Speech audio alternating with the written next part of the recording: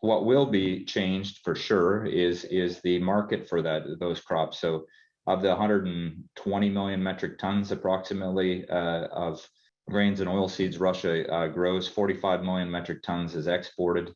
The majority of that's wheat, 35 million metric tons, and that represents 17% of the global trade.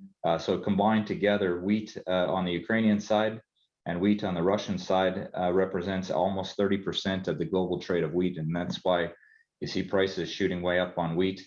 The customers are going to change for Russia because of embargoes, but the most significant thing is the Black Sea region is closed right now. So 90% of all grain in Russia and Ukraine is transported out using the Black Sea.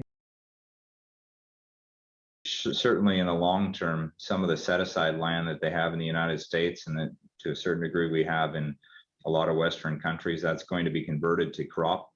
You know, in different places in the world, especially in places like South America and Argentina and Brazil, there's still lots of land there that isn't being utilized to the potential it could be. Supply and demand dictates that more people will put more money into their crops, and there'll be more investment. You know, obviously there's been damage done already.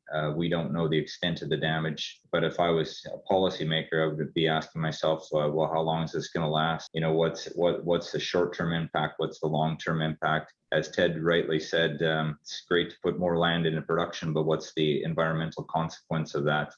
All those are true things that all need to be weighed when you're making decisions. What I do know is in the short term that people need to be fed, and so, you know, we're going to do whatever we have to globally to try to make sure that everybody gets fed.